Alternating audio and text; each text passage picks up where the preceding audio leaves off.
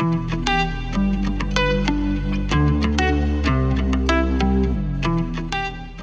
to Rooted in Washington, a podcast about family engagement hosted by Roots of Inclusion. I'm your host, Carrie Basas, and my guest is CiKeithia Pugh. Good morning. Good morning to you, too.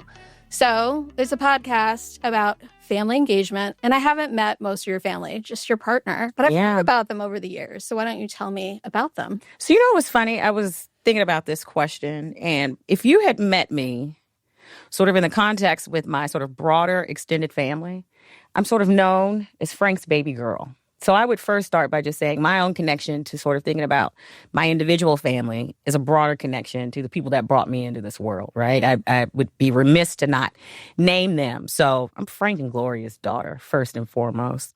In terms of my family, some of which you've met, we are a family of three, a very quite eclectic bunch.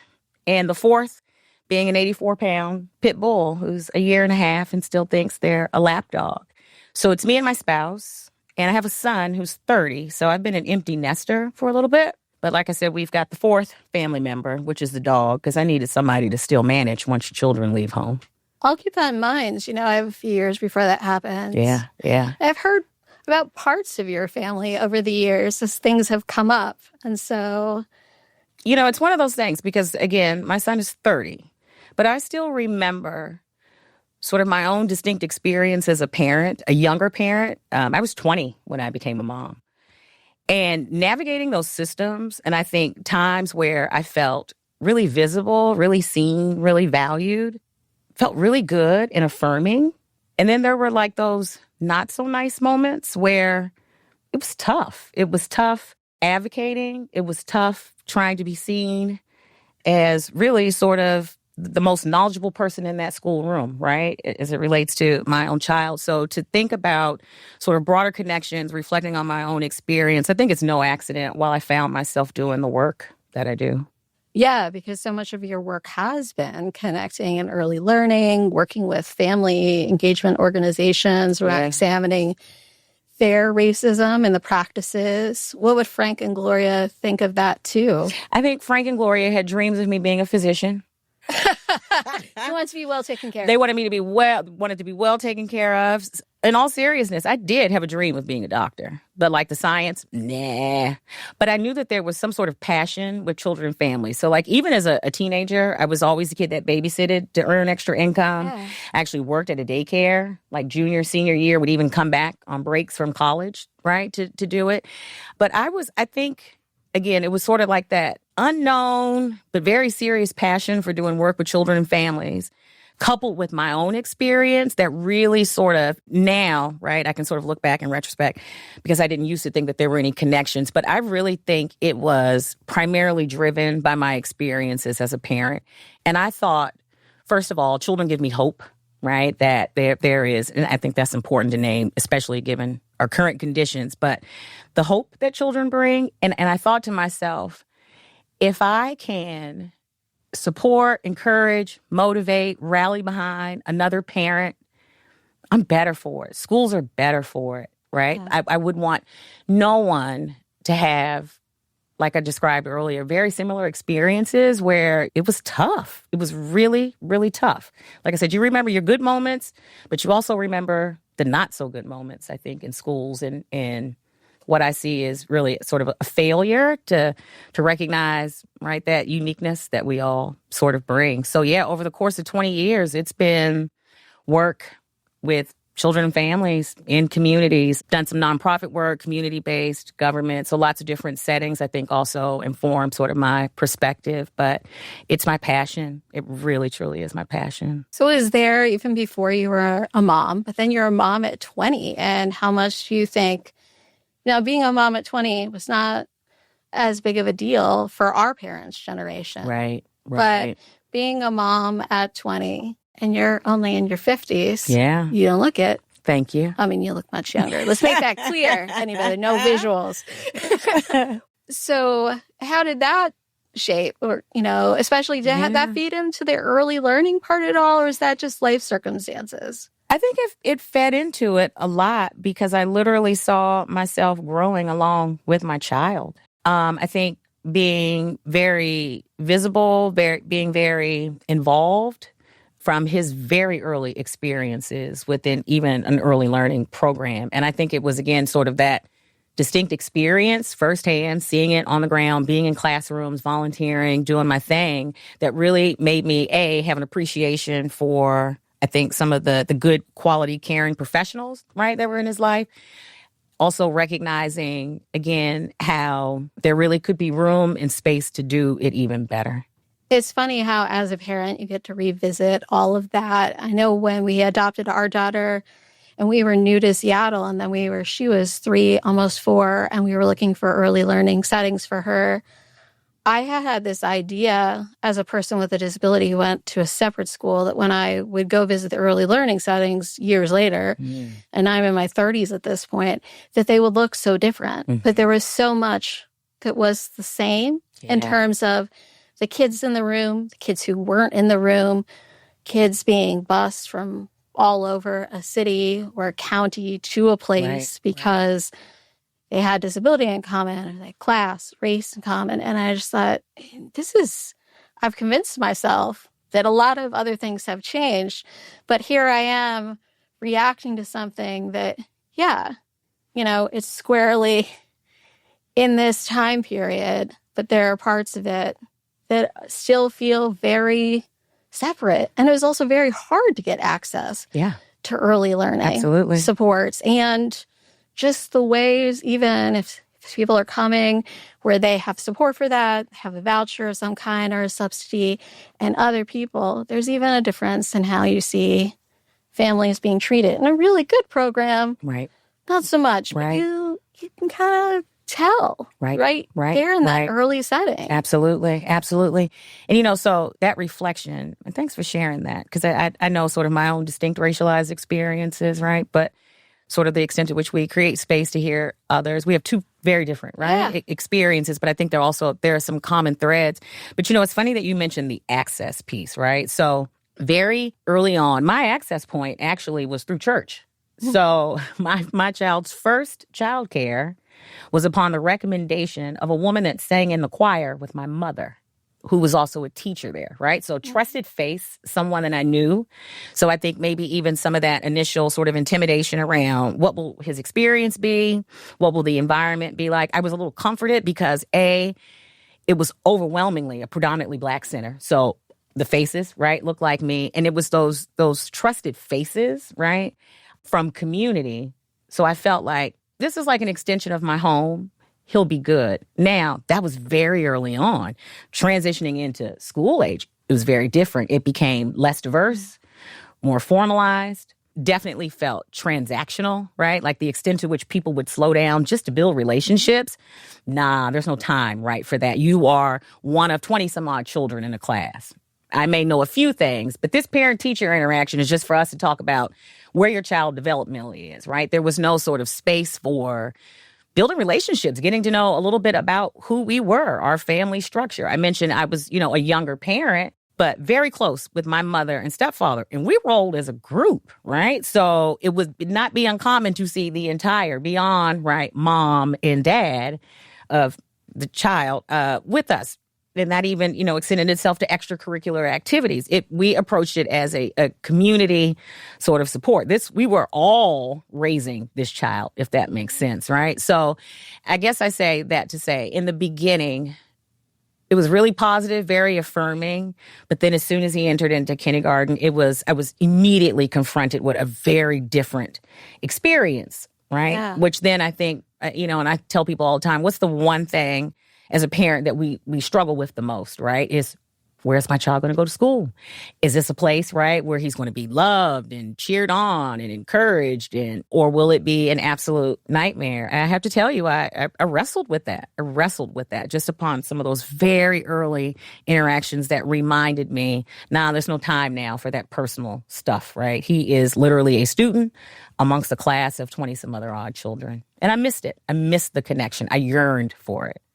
That part is really hard, too, when they're so little and they can't share what's going on. And it's incredible vulnerability through all of that. Absolutely. Because you want to believe you've made the right choice, but you're not even picking up on, half of what their experience is. That's right. And what you said about community is so important, whether that's family, biological family, chosen family. I had community and disability that told me, well, even if a school district tells you there's an inclusive preschool and you can't visit it because it would be disruptive to other students, right, you push back because you are really surrendering. So let yourself do that. Yeah. But we both grew up in Maryland. Like, you were outside of D.C. I was outside of Baltimore. Yeah. Do you remember your preschool experience?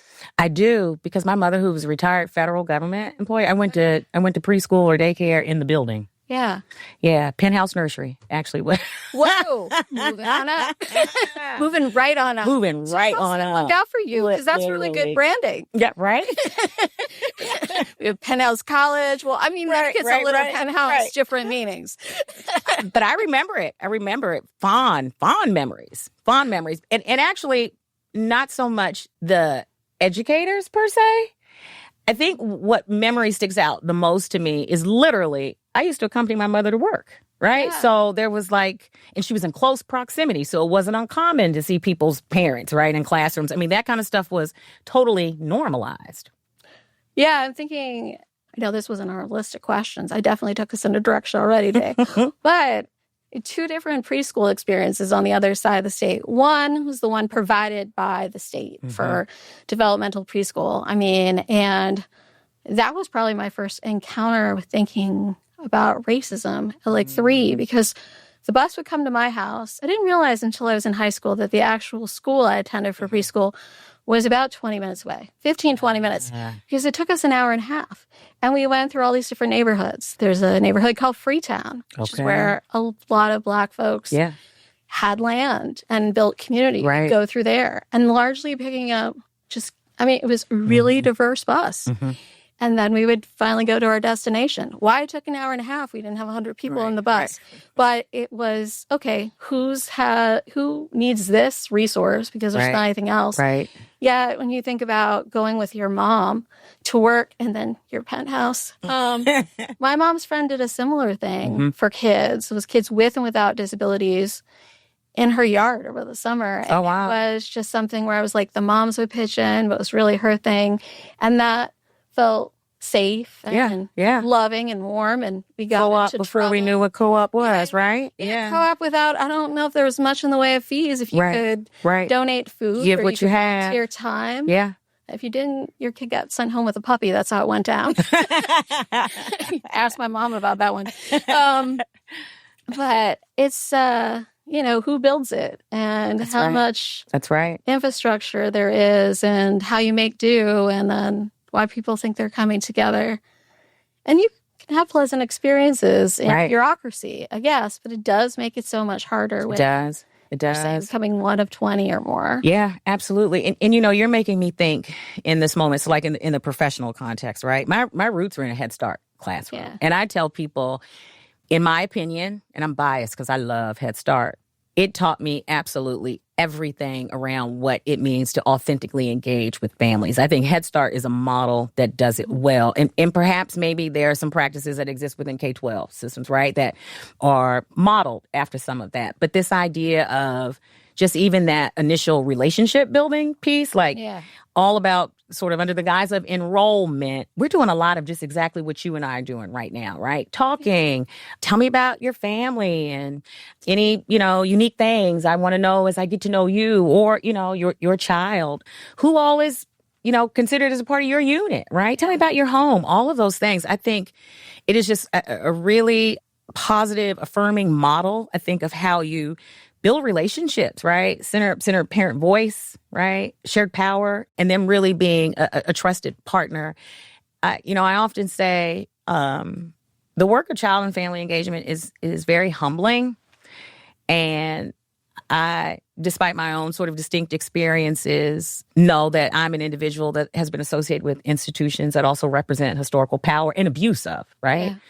Power. And the idea that someone is willing to lay bare, right? Hopes, dreams, challenges, right? Fears, all of that. It's a privilege that I think shouldn't be taken lightly. I've learned a lot. I've learned a lot about myself, how I show up, right? What I could do different. And I think it has also reminded me that there is so much more to learn, right? The moment as a practitioner, I tell people that you convince yourselves that you know everything, you're a hot mess then. Let's just call it officially a hot mess. You need to go back and do some self-reflection, right? Because there is always something to be learned. Like families are dynamic and ever-changing, and it's just very humbling and rewarding work, I think.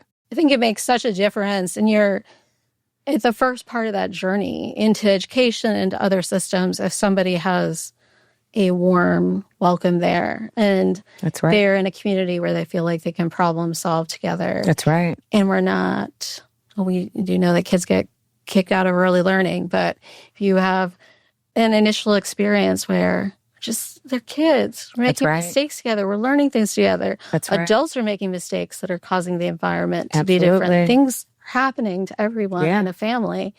How do we get through this without saying, you're bad? Mm-hmm. And you know what? It's that deficit-based thinking that I can't help wonder, after you hear it so much, how you begin to internalize, not just as a parent, but as a child, right? Yeah. Start to internalize that, which totally leads to mistrust, right? Mistrust in schools. You haven't offered one positive, strength-based thing about my child or my family. Why would I even want to show up and be a part of, right, said community? I think it's a very real thing. It's a very real thing. I think I am just reminded of how often and even when people think, we're good people, I'd offer a yes and, right? Good and flawed.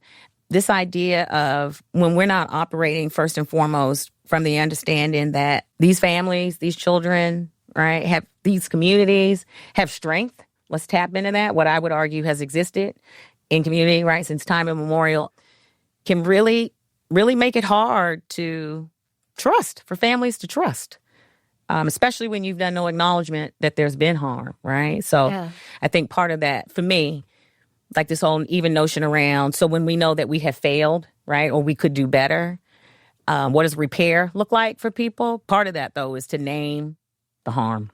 Yeah. Yeah. And there's so much judgment on families and on kids, and that is definitely, grounded in racism and other forms of xenophobia. Right. And then at the same time, can be, I imagine, such a gift to be in early learning, because I just think, we have mutual friends who have young child. Yeah. We have other friends, and we've been parents. And I still remember, and I think about the conversations that happen around me with younger folks too, that they're so worried about their kids when they're little. They're worried they're not getting it right as parents, right? Which is a terrible burden to have to bear. And everybody will tell you, you buy this thing, you wrap the kid this way, you do this, you don't eat this, you eat this, but you wait 6 weeks. All these things that are absolute crazy making that get put on people, besides all the other stuff that gets put on people. Right. That if you are in that, I think some of the best gifts that I got out of when we had a short stint really like in early learning was someone telling me, like, joyfully, supportively laughing, not being dismissive, but being like, okay, everybody worries about that. Or, I would kind of worry about that. That's a good insight, Right. She's struggling with this. There are resources for thinking about that. Or saying something about your child where they're really seen and you're seen as a parent, but just the ability to dial it down on the other side with all of the fear of, absolutely, am I getting this right? Am I failing my child? Yeah. Who did I put them with? What are they? Are they the biter? We don't know. Right. Or I call it those moments. I can distinctly remember this. Back to school night, and people would say, you're Taylor's mom, right? And I'd be like, oh, shoot, is that a good or a bad thing? Right.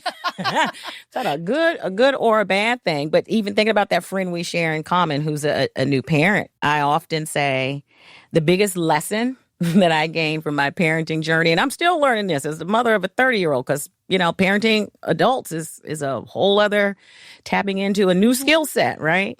I tell her all the time, it's an exercise in being okay, not being in control.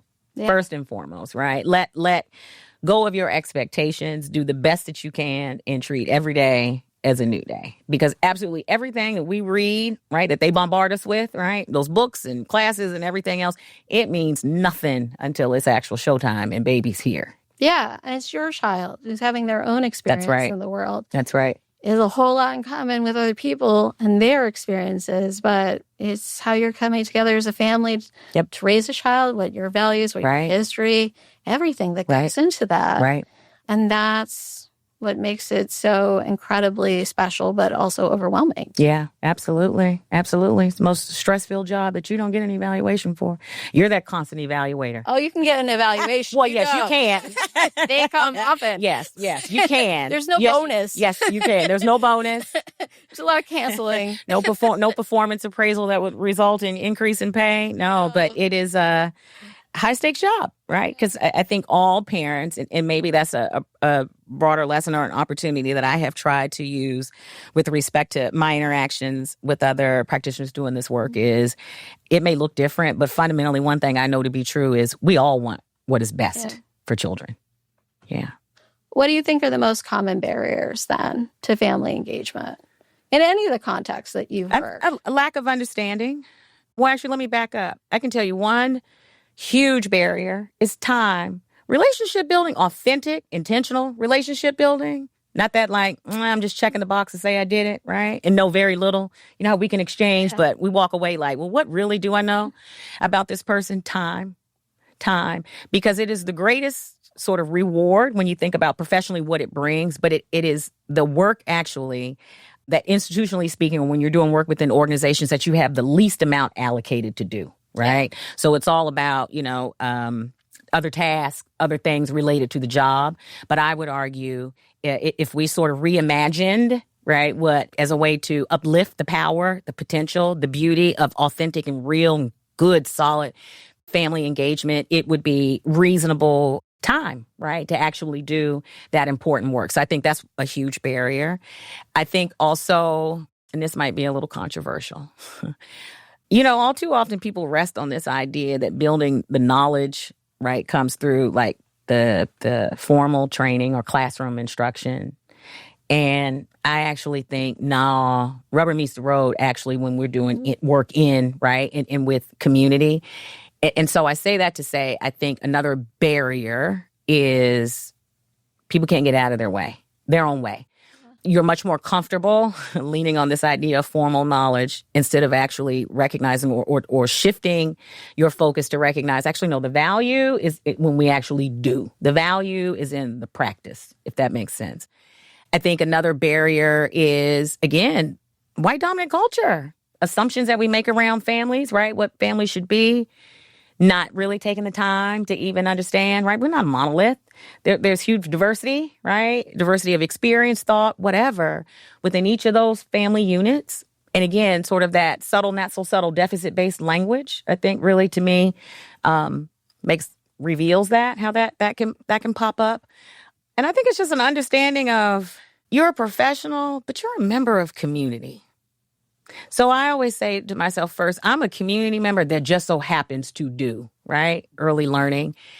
And I think it is, in my opinion, again, that barrier of like what it means to be, or the box rather, right, what it means to be a professional. And I would argue, what would it look like? How conceivably could your practice, your approach, right, your spirit even shift to see yourself as being a community member first that just so happens to work in a school or an early learning center? Does that make sense? It makes a whole lot of sense. And it's interesting kind of some of the messaging that people can get. When my daughter was young, we lived in Magnolia, Queen Anne. And so you can imagine, you can stereotype about what I was referred to for early learning places. And I still remember going to somebody's house that wasn't very accessible. We get in, and she's taking notes about her stacking blocks. She's giving her tasks to do. And it's like a job interview Right. for childcare and early learning. And I just thought, I don't feel good about this. I didn't go to the doctor. I didn't go to a developmental psychologist or psychiatrist. I'm just here to see if you have a good heart. You That's right. embrace her. Don't hug her because she won't like that. Embrace her from afar mentally. Right. And there are decent kids here. It's safe. It's clean. It's engaging. I feel okay about leaving her there. I feel good about the community that I've joined. I mean, maybe that's too many factors, because at first I was like, I just need some place that's really going to work for her. And then, I do hear people make comments like, well, so-and-so was just, a member of the community, and then they had kids, and then they decided they were going to start their own early learning program. And what qualifications do they have to do that? I thought, love. Right. They've had children. Is it safe? Is it nurturing? Right. Are they happy to see your kid? Are they happy to see your check? It's That's okay. right. It's both. It's really okay. Because for the time part, you're talking about, we need to compensate people better. And two, we need to say, you know what? This is part of your job too, because those connections with families absolutely may happen outside of hours. It might be a text. It might be a call on a weekend. It could be you staying later.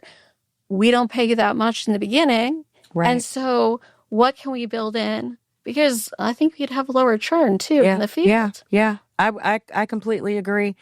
And, I don't know why. See, again, that narrative, right, around formal versus informal care. And I would argue they're both still quality, right? And so quality as defined by what, right? Defined by whom as evidence, right? By what? And I think, again, for a variety of reasons, parents make all sorts of decisions around care, right? Yeah. But first and foremost, the center of that being, will my child be safe? Will my child be happy, right? Will my child actually, one true sign, I think, thinking about my own child, are they anxious to go back? Excited, not anxious, excited, right? To return. That tells you like, wow, there must be some really cool things, right, happening within those settings. But absolutely, when I think about, even in informal care, right, the you don't get into this work with the expectation of earning millions, right? You do it because your heart is leading in the right place. But I think that we definitely need to challenge more what quality means, right? It's not as evidenced by some performance standard, right? Or what I need in order to be in compliance with licensing. Yes, those things are important, and quality also can be expanded to mean so many different things. And I think particularly if we were to sort of zoom out, right, and even think about from a systems perspective, the cost of care alone, right? So the struggles that families have to make, I would argue, and this notion that we know that there are too many children for too few slots. Parents conceivably are going to be making lots of different choices that probably more often than not for affordable cost, right? Flexibility in hours, right? Ability to care for children with varying needs, be making all sorts of formal and, right, informal choices. So I kind of went off on a tangent there a little bit. I hope you followed as I was. I am following you. I think that there comes a lot of judgment on the providers and it comes on the parents. And is this really the space in which you want people running around with little Harvard sweatshirts? Right. That's your seal. That made me go, no. Right. And I went to Harvard. I was like, I don't even know. That kid got admitted already. That's not my goal in life for anyone. Right. It's looking down on the work. Yeah. And that makes it hard for people to stay in the work too, because it's not the easiest work. It's not the easiest. Like you said, it is not generating a ton of revenue. It's hard. It's long hours, right? And we know again that people are drawn to it because they care, because they want to make an impact in the life of a child, right? Maybe be that one positive addition to a family, you know what I mean? Opening doors and conceivable pathways to other things. I always think that as a professional is not just about, for me, right, like having what you need just to live. Like I'm vested in families thriving. And I think that providers play a key role in that. And as evidenced by, no shade to the system, but let's just name it. It is what it is, by the sort of increase in requirements and certifications and all of that, it's like we literally are qualitying our way out of the profession, if that makes sense. I'm doing all of this work, but my pay is not being increased, right? And I, again, I mean, I'm a product of higher education. I worked hard for that degree, same way you work hard for yours. But I don't believe as evidenced by any additional credentials after your name that makes you more qualified than someone else. No, we don't make systems that are easy to navigate. I mean, my former colleague was helping his mom run an early learning center, and then they ended up moving out of state. But he was a first-generation immigrant, and he just spent a lot of time, when I say helping run, I was actually helping her navigate all of the paperwork and understanding the messages she was getting in a language that wasn't her primary language. Mm-hmm. And she wanted to do the work of supporting the children and the families and not necessarily be checking in with a state agency all the time. Right. About something. It didn't mean she had anything to hide. She just thought, like, you're going to paperwork me to death. It's daunting. It's daunting. I'm never done because this form is completed only to be met now with a new set of things to fill out. And for what? Yeah, it took a lot of the joy out of the work. And it was a place that was always highly recommended. And there weren't questions about it. I mean, you want folks to be safe, but like what? There was always something. Right. And it just felt like too much, or maybe not what she was expecting when she got in, and not the supports to actually get through it. Like we say, we want to have more early learning experiences in people's neighborhoods. We want them to be led by community. We want them to be culturally responsive. We want to encourage business owners of color and women. And, oh, by the way, here's some links. You can try to understand them. See if you fill out the form wrong and somebody comes back to you later. It just wasn't. And she continued on in it, but it was always a lot of navigation. Absolutely. And so if she had that experience, that feeling, that tension as a professional, imagine how the family feels. Yeah. Imagine how the family feels. And those of us that have worked within, especially, I would say my sort of diverse portfolio of experiences related to early learning, government taught me how to push paper well. If it's not documented, it didn't happen, first of all. But that could be a whole other podcast story. Yeah, I think that was the value of my colleague, because he was working for government and then at night trying to help his mom, or during lunchtime figure out what the government he was working for was asking of her. Right. And not everybody has that. We know. Right. That was her advantage, because he had the time, the patience, and understood the system. Right. So what's the role of somebody external in facilitating these conversations about race and social justice? So I think first off, being external, you have a lot of power, right? Because I can sort of name things that I know that exist, and that's not my day-to-day, right? I get to do my thing and then I'm out of there. That's not to sound cold or callous, but I think I can push in ways as a facilitator and really leverage that power that I have in the room because it is not sort of my day-to-day. Although I'm actively working to build relationships with people in that context. I think the other part, or the value in what I see in terms of my facilitation, being that I still wear two hats, still doing that work as an early learning practitioner, it totally lends itself to how I show up when I facilitate these conversations, because for me, I can also use it as an opportunity to model my own learning, right? My own, and actually, let me be more explicit in what I mean by that. Modeling my own learning and conscious unlearning, because I too am a product within systems. I think one sort of very distinct racialized experience that I have as a Black woman doing this work that I notice, particularly in white spaces where I'm facilitating these conversations, is the extra work that white participants want to do to prove to me that they're good people. And I'm actually not here for that. I tell people all the time, I'm here to make no judgments on your character or lack thereof. What I am here to do, though, is to create space for us to have hard conversations and put the difficult things on the table. If we can't sort of talk about this internally, how in the world are we going to do it when I say externally, when we turn that mirror outside and say, community, check us. Are we doing and being everything that we think that we are? So Again, I think as an external entity, it is around really pushing to hold space for hard conversations while simultaneously weaving in my own distinct experiences as a practitioner, because in a lot of instances, I can also identify.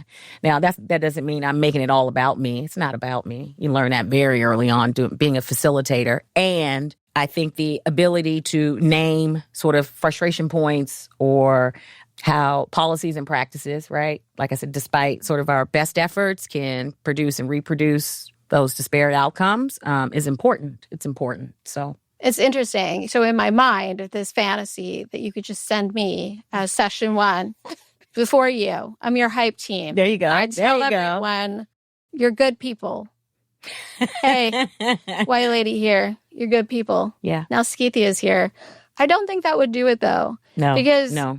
They're looking for it from you, and they're looking for it from you, I imagine, as a way of not getting to how do we actually change our actions. Absolutely. Absolutely. I call it what some may believe is you're getting a little bit of credibility here with this one, right? If I nod and endorse and say, yes, that's the way. I'm actually saying, are you consistently remaining in a posture of learning? Are you curious about your families? Are you creating space to reflect? Are you intentionally slowing down and being in just relationship with the people who are giving you the gift of spending time with their child, right? Day in and day out. It's all very personal, I think. All very personal. But I'm not here to, again, give anybody any credibility. The real work happens when I leave those rooms, and that work still continues. I saw that happen with the equity efforts at the state level, and I've seen it happen at other organizations where someone will say, I went to a training. You can make it with CiKeithia, make it with somebody else who's in a position, and then they'll share something from the training. And like, okay, you were there, you get a sticker. Then you're quoting people of color. What developmental phase is that for you, and what else comes from this? Right. You're going to tell me you hang out with Black people next? Right. What comes? Because this is a little frustrating. Okay, you've quoted someone. Sometimes it's really mangled, too. You would be very upset. You were like quoting like, she said what? It was Mahogany, or it was that make sense. It's that woman who did the training, right. Don't remember her name, but close personal relationship. We're like this now. And so what would it look like if instead of quoting that one thing that you heard a woman of color say that time, if you actually entered space with talking about the ongoing learning that is happening, right? The self-reflection, what you begin to notice when you slow down, being comfortable, being vulnerable. And I recognize that's sort of that what we are taught to believe a professional is, right? Like you're never off, you're always on. Don't be vulnerable. That'll be weaponized. I mean, we could create space in this conversation to talk about that on a different level. But I think for me, the greatest sort of professional is the one that is laying bare what they are not doing well and what they're actively working to shift in their practice.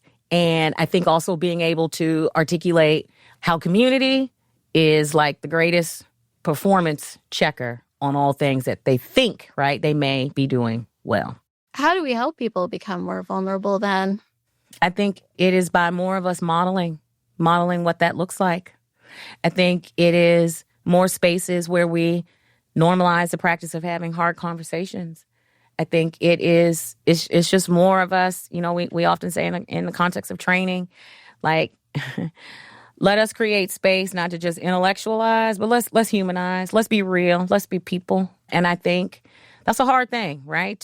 I don't want to sound as if that's easy work. That's hard work. And I think it is a collective buy-in to actually shape those spaces, right? That can't just come from one person. That has to be a shared commitment that we're making, that this is the space we want to create and how we're going to hold each other accountable for the health, the vitality, the beauty, the potential, the promise of this work. I mean, so many people, you were saying, weaponize. And so many people are afraid of having vulnerability weaponized. Yeah. And I know many families feel that way too. Absolutely. Absolutely. I'm thinking about my own experience again.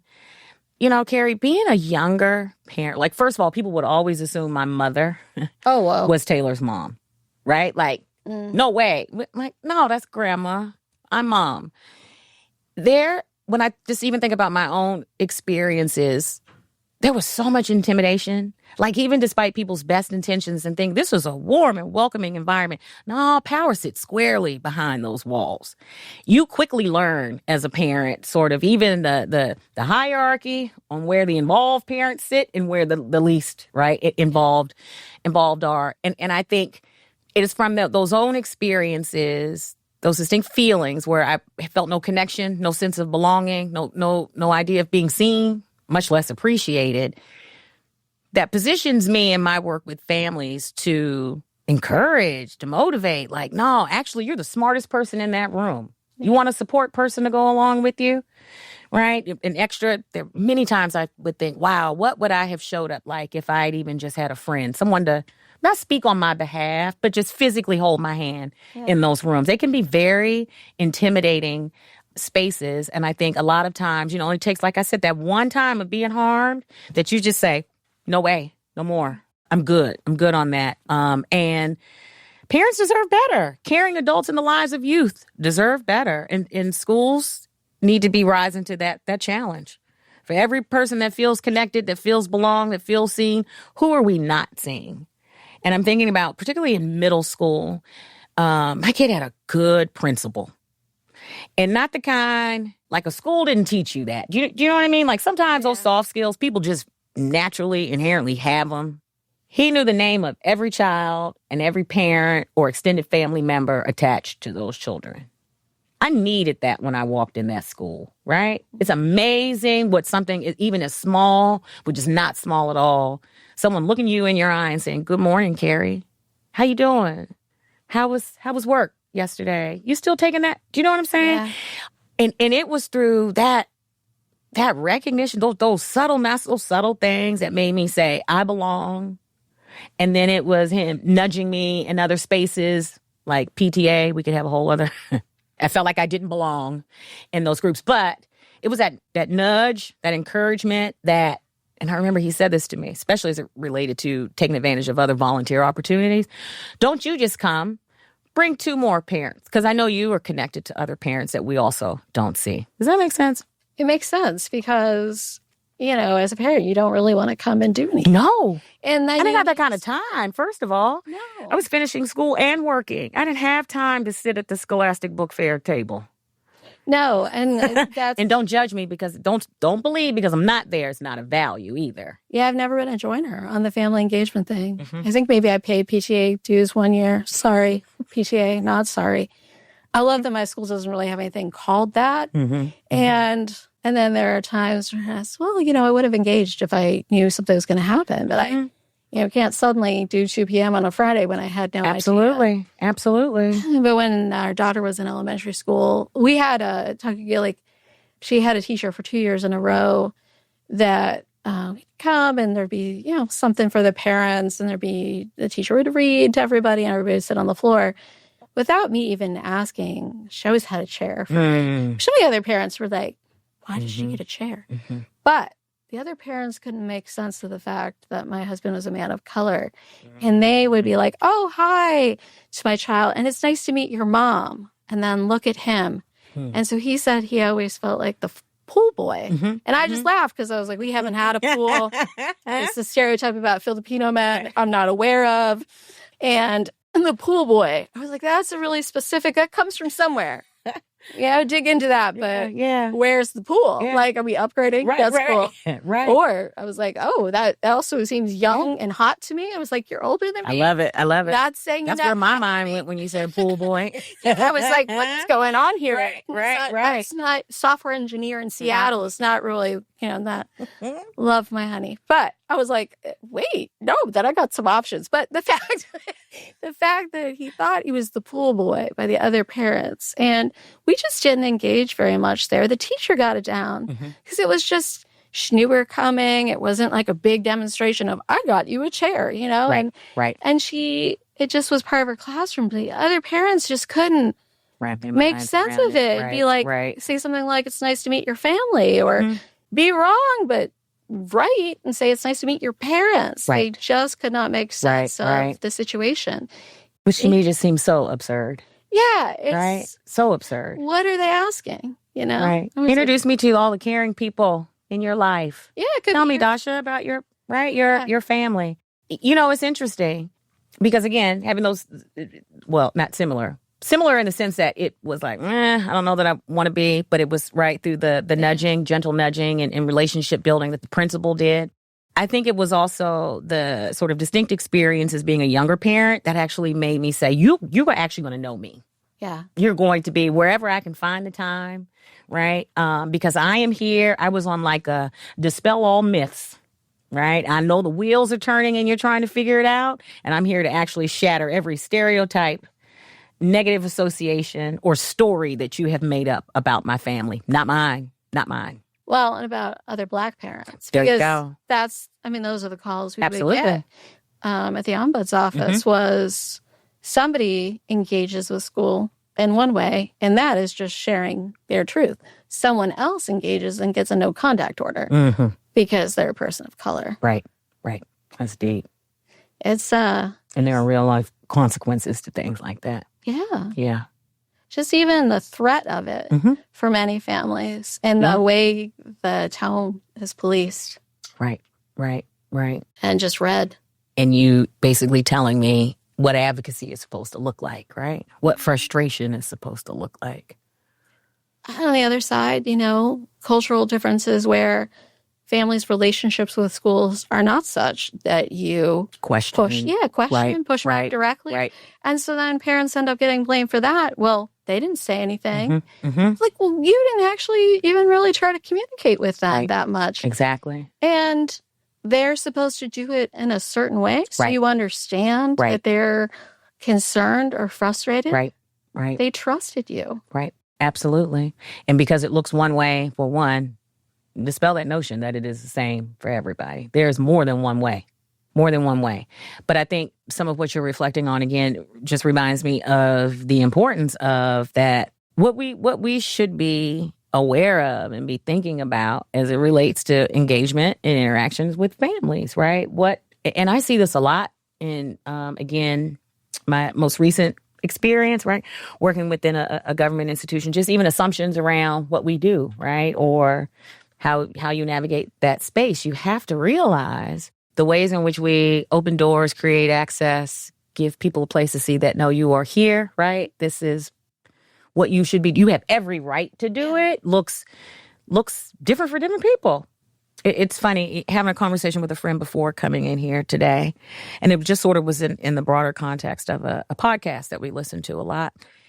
And she repeated something brilliant. I was like, ooh, I can't wait to dig into that one and listen to it later. But this notion that, or even around authentic community building, like we fail to miss it.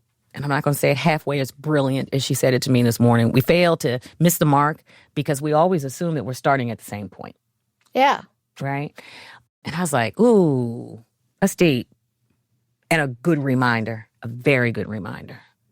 And that's the piecing of it. We're starting at different points. We also let our comfort level, our history, and then when it's over. That's right. Like a lot of systems decide, well, we had 5 sessions and we're getting, young children and their families to the library or getting them to the community center or coming to a music class. That's and now it's done. Bye. Best of luck to you. Yeah. See you next time we've got another project. Yeah. That's our fun day. It's like, no, what are we doing to sustain those practices? Yeah.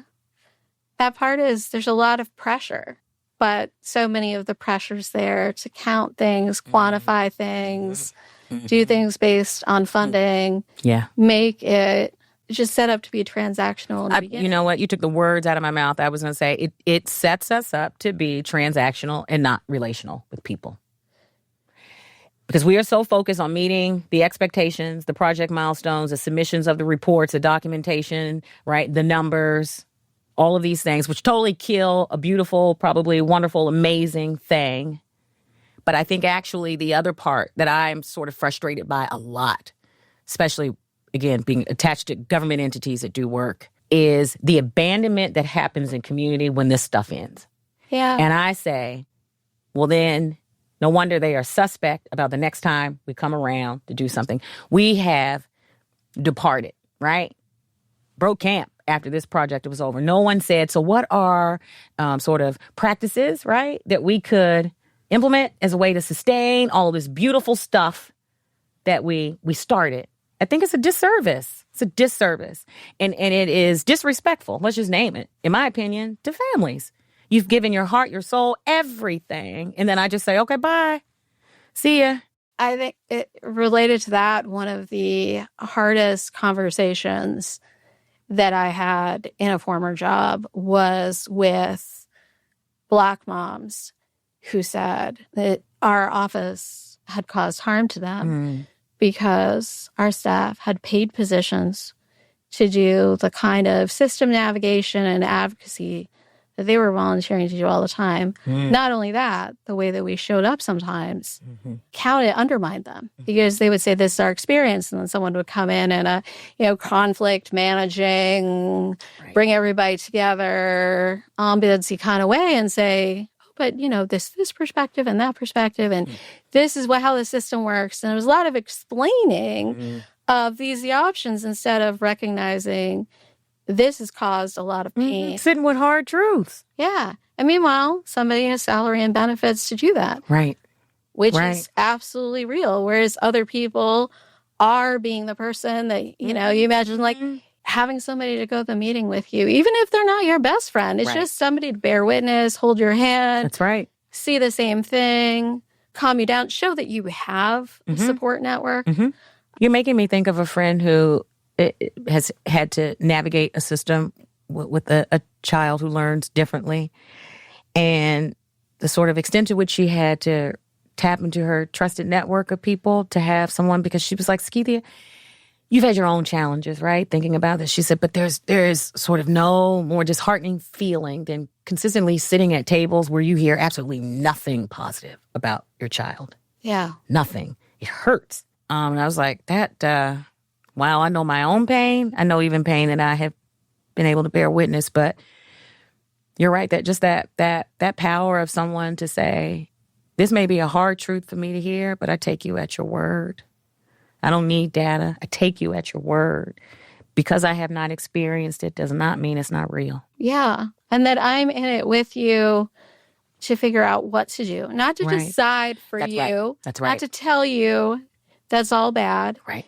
And by the way, that's your fault. I don't have anything for you. And you just accept that. Right. But to curious, to be supportive, to be honest and say, we're at a point where this thing we're in, this program, the system, the school, we don't do that very well. Right. And this is an example of that. And we can't wait for some sort of bill to be passed or somebody writes 6 articles and we decide it's evidence-based. We got a footnote for that. And then we get funding. It's a promising practice. Yes. Right. We have a person right now or people right now and the clock is ticking. And so, that's right. Or to toss it back and say suddenly you have to be an expert in how students acquire language or speech language pathology or how people learn about math. And you're like, wait, no. I want to know that there are other people here who have perspectives and we're not going to treat people as data points, but other data about what is possible because That's right. I need us to envision something else because this is not working. It's not. And we know it's not. Yeah. So where's my partner? And many people have told us in many different forms and ways that it's not. I could keep you here for hours. I know. I was going to say, this is good. It'd be fun. I'm just overload. Do this all the time, especially with federal funding. This is what we'll pursue here. So we talked a lot about relationships. Yeah. And how do you know if you're doing a good job building a relationship? I can be, I'm all relational. I can start quoting you everywhere. That's an interesting question.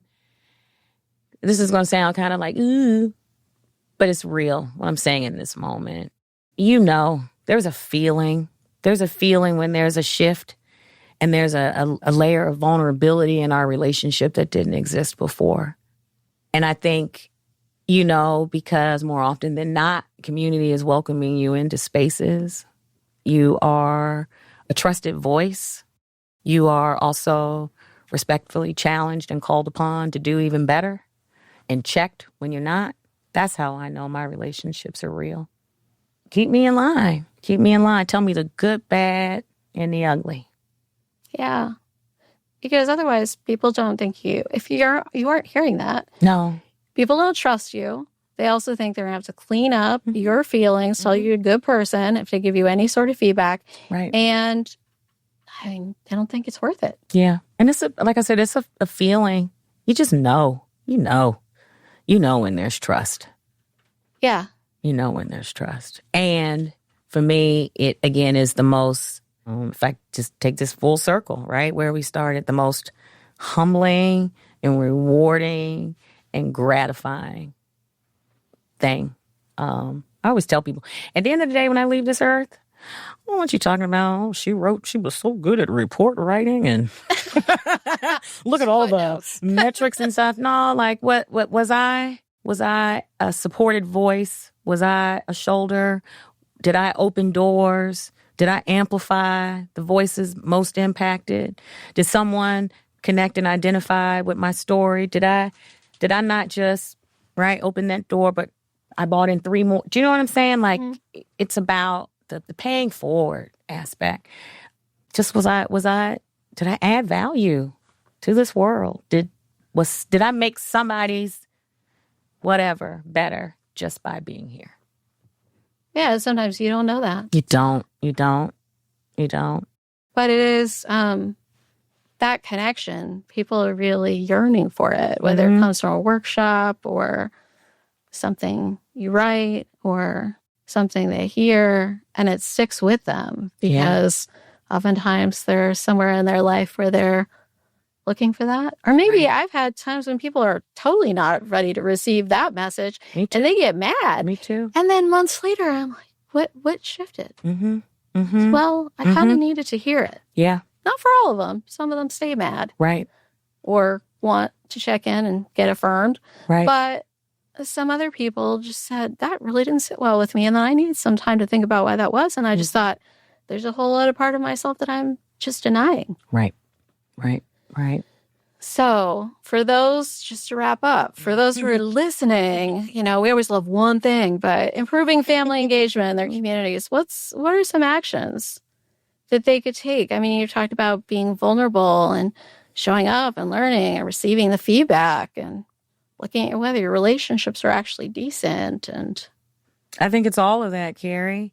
But first and foremost, before we can even get to doing those like actual concrete things, it's acknowledging we have the potential to do so much more and better. Yeah. And that's the motivation instead of shutting us down. Mm-hmm.